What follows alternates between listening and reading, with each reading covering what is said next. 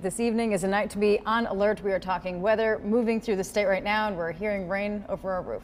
So far, so good in central Alabama. There have been a couple of tornado warnings to the north and to the south, but around here it's been mostly rain this afternoon.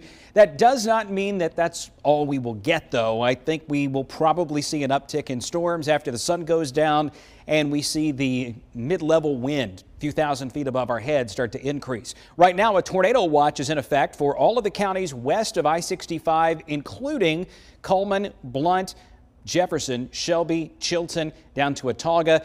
St. Clair County is also in that. And then, of course, Tuscaloosa County, Fayette County, Marion County, where we are already watching some pretty active thunderstorms that are moving that direction. So here's what we have.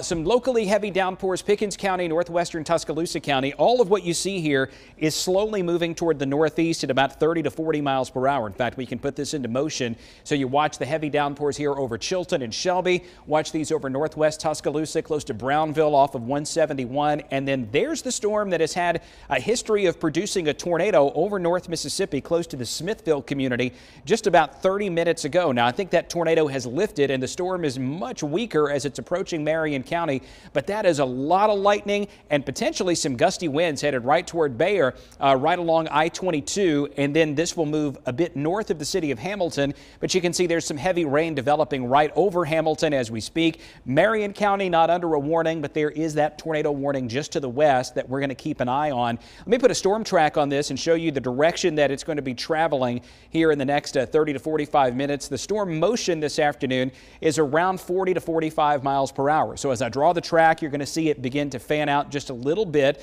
So let's track this. Moving toward the northeast at close to 40.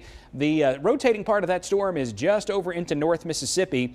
So here's where we think it's going to go. Places like Hackleburg, Hamilton, Pierce's Mill, the Goddard community, as well as Duketon would be right around, say, 4:45 to 5 o'clock. So this is centered over Marion County, may even impact the far southern part of Franklin County as well. As we expand the view out just a little bit and look at what's going on all around the region, there is our tornado watch, and we see multiple waves of thunderstorms to the northwest and to the south. There are quite a few spots that we're going to be watching throughout the rest of this evening.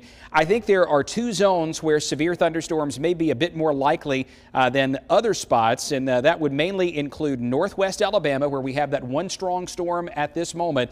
So you look at this zone here, northwest Alabama, and then another zone where these storms are building up over South Mississippi, moving up toward the northeast just like this. So you've got these two spots where severe storms are a bit more likely. There's a gap in the middle right now, but we've got to keep our eyes on what's happening over here to the west. Once all of this moves through here, we do expect that the weather will quiet down later tonight into tomorrow morning. So right now there's an outlook for severe weather that could include some tornadoes for the overnight hours into early tomorrow morning. Here's the timeline: 4 to 10 p.m. for the Birmingham metro area, 5 until midnight across East Alabama. Adrian, we've got cold air coming in behind this too. Yeah, it's incredible, Jason, the change that we're going to see over the next 12 to 24 hours. By early tomorrow morning, most spots across central Alabama will be down into the 40s waking up tomorrow morning, and we're really not in for any sort of a warm up heading into tomorrow afternoon. In fact, high temperatures tomorrow likely only in the mid 40s in most spots, then quickly dropping. That sun